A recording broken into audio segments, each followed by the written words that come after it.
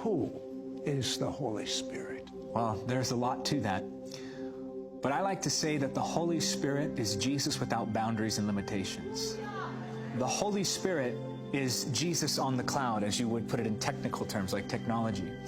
The Holy Spirit is the one who gives us boldness to evangelize. Think about what he did with Peter in Acts chapter 2. The same man who denied Jesus now boldly proclaiming the gospel. And for every time he denied Jesus, 1,000 people came to the Lord. Think about the Holy Spirit and how he stirs faith within the soul, causing us to believe for the miraculous in ways that we would not have otherwise believed.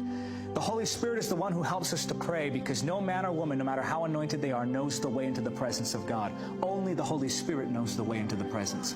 And so in prayer, he guides us. In worship, he reveals Jesus and makes him real, causing our hearts to be stirred and burn with holy fire to where we cannot contain that passion that overflows with us as adoration of Jesus. The Holy Spirit is the one who helps us to walk in holiness. So for those who are bound and weighed down by the shame and the sickness that is sin, the Holy Spirit offers freedom. He is the Holiness Spirit, the one who breaks the power and the chains, even those habits that people have had for years. He breaks those addictions. He breaks those bondages. The Holy Spirit is the one who delivers the captives from demonic oppression. The Holy Spirit is the one who moves in us and gives us revelation of the Word. Sometimes when we read the Word, we're saying, I just want to see Jesus. He causes the information of the Word to go from just information to revelation, and revelation brings transformation.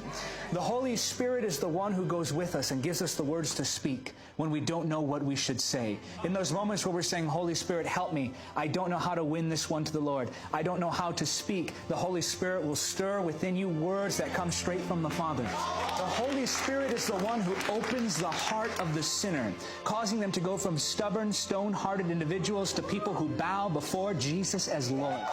The Holy Spirit is the one who anoints us for ministry and appoints us into the call of God. He takes ordinary lives and makes them lives that transform the world. I like to say that a single moment spent in the presence of the Holy Spirit can transform your life, but a life spent in the presence of the Holy Spirit can transform the nations. The Holy Spirit is that something more. He's that deep stirring. What was it, do you think, that caused the martyrs to lay down their lives and say, take my blood, we want to preach the gospel. Jesus is Lord. That's the Holy Spirit stirring the love of God in that heart, shedding the love of God abroad in our hearts. The Holy Spirit is the one who gives us all the promises of the Father. The Holy Spirit is the one who causes us to walk in the perfect will of God, not by the day, not by the hour, but down to the millisecond like Jesus. You really love the Holy Spirit. I could go on and on and on.